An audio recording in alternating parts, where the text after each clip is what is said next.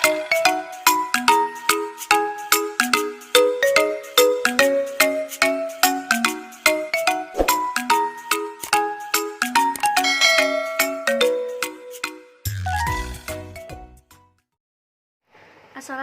warahmatullahi wabarakatuh. Salam sejahtera untuk kita semua.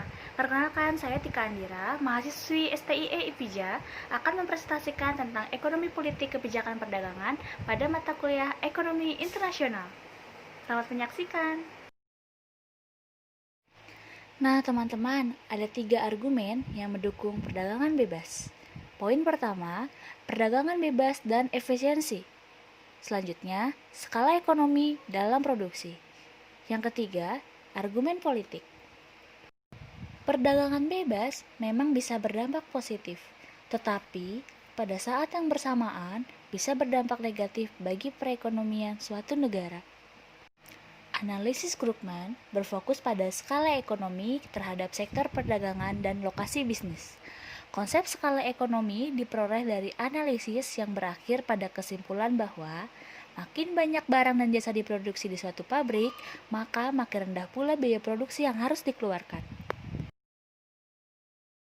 Politik perdagangan bebas adalah kebijakan pemerintah untuk mengadakan perdagangan bebas antar negara.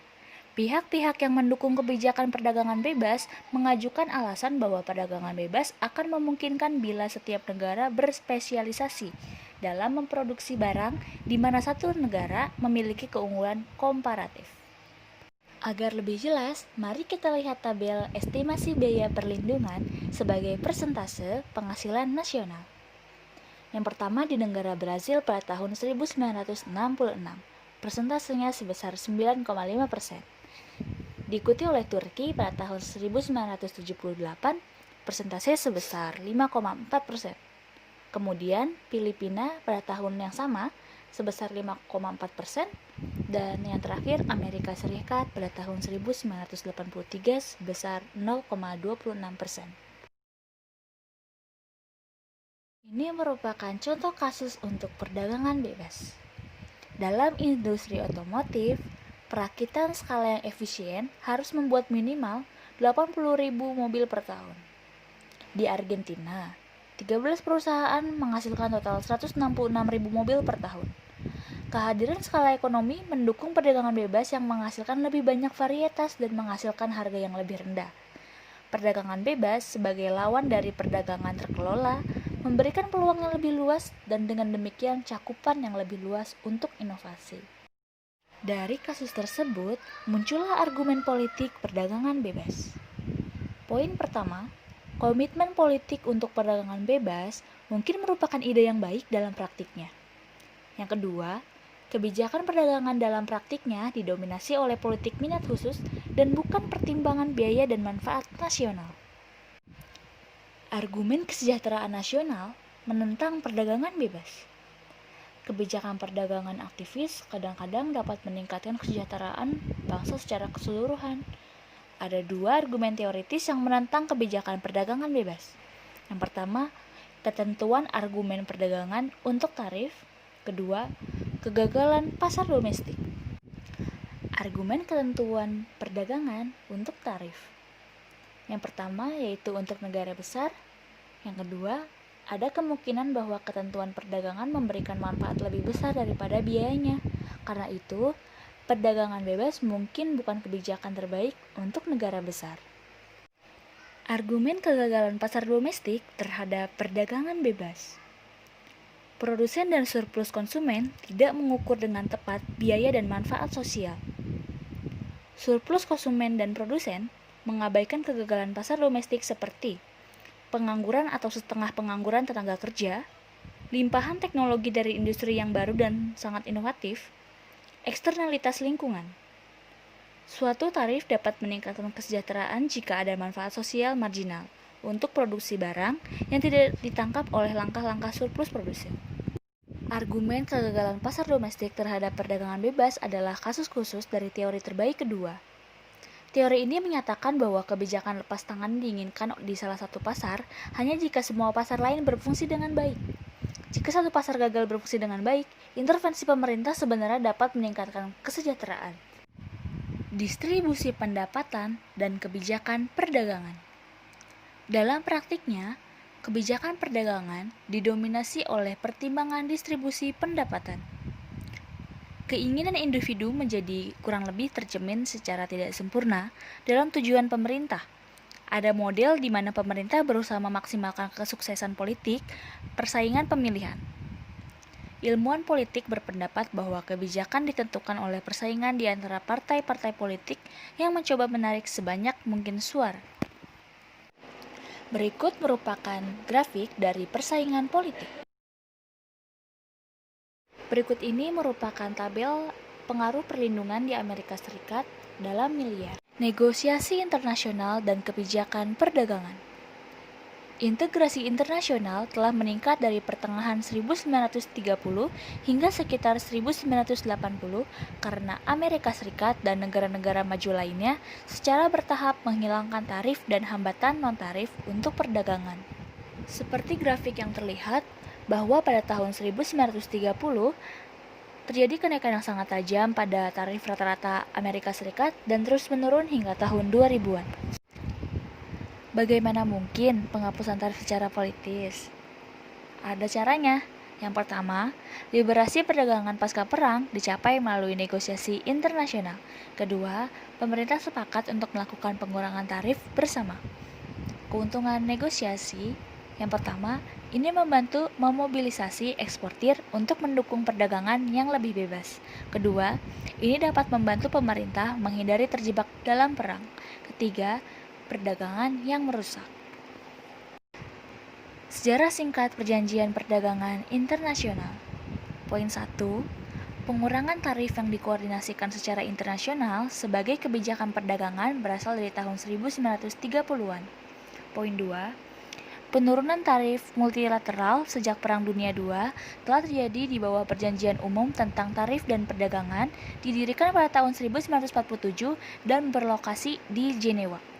Poin 3. Sekarang disebut Organisasi Perdagangan Dunia atau WTO. Poin 4. Sistem GATT-WTO adalah organisasi hukum yang mewujudkan seperangkat aturan perilaku untuk kebijakan perdagangan internasional. Sistem General Agreement on Tariff and Trade, World Trade Organization melarang pengenaan. Poin 1. Subsidi ekspor. Kedua, kuota impor. Ketiga, tarif. 4. Putaran perdagangan. Yang kelima, sekelompok besar negara berkumpul untuk menegosiasikan serangkaian pengurangan tarif dan langkah-langkah lain untuk meliberalisasi perdagangan. 8 putaran perdagangan telah terjadi sejak 1947. Poin 1, 5 yang pertama ini berbentuk negosiasi bilateral paralel, Miss Jerman dengan Perancis dan Italia. Poin 2, perjanjian perdagangan multilateral ke-6 yang dikenal sebagai Kennedy Round selesai pada tahun 1967.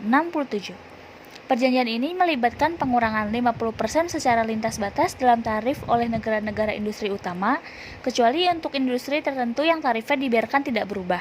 Secara keseluruhan, putaran Kennedy mengurangi tarif rata-rata sekitar 35%. Perundingan perdagangan putaran Tokyo selesai tahun 1979 dan menghasilkan pengurangan tarif, kode baru untuk mengendalikan penyebaran non-tarif, hambatan seperti VER, putaran negosiasi ke-8 yang disebut putaran Uruguay dilombakan pada tahun 1994. Putaran Uruguay hasil terpentingnya adalah 1. Liberalisasi perdagangan, 2. Reformasi administrasi. Selanjutnya, tarif rata-rata yang diberlakukan oleh negara-negara maju turun hampir 40%. Lebih penting adalah gerakan untuk meliberalisasi perdagangan dalam dua hal sektor penting, yaitu pertanian dan pakaian. Dari GATT ke WTO, dan sebagian besar publisitas seputar putaran Uruguay berfokus pada penciptaan WTO. Seberapa berbeda WTO dari GATT? GATT adalah perjanjian sementara, sedangkan WTO adalah organisasi internasional yang lengkap.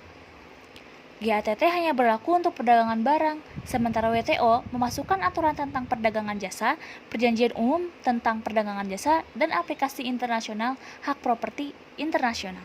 WTO memiliki prosedur penyelesaian sengketa yang dirancang untuk mencapai penilaian dalam waktu yang jauh lebih singkat. Apa saja manfaat dan biayanya? 1. Dampak ekonomi dari putaran Uruguay sulit diperkirakan. Kedua, perkiraan GATT dan organisasi untuk kerjasama ekonomi dan pembangunan menunjukkan keuntungan bagi ekonomi dunia secara keseluruhan lebih dari 200 miliar US dollar per tahun setelah perjanjian sepenuhnya berlaku. Ketiga, sebagian besar ekonom percaya bahwa perkiraan ini terlalu rendah. Keempat, biaya putaran Uruguay akan dirasakan oleh kelompok-kelompok yang terorganisir dengan baik, sementara banyak manfaat akan bertambah untuk populasi yang tersebar. Negara-negara membuat perjanjian perdagangan preferensial di mana mereka menunjukkan tarif sehubungan satu sama lain, tetapi tidak untuk negara-negara lain di dunia. GATT-WTO melalui prinsip non-diskriminasi yang disebut prinsip negara yang paling disukai (MFN) melarang perjanjian semacam itu. Pembentukan perjanjian perdagangan preferensial diizinkan jika mereka mengarah pada perdagangan bebas antara negara-negara yang sepakat.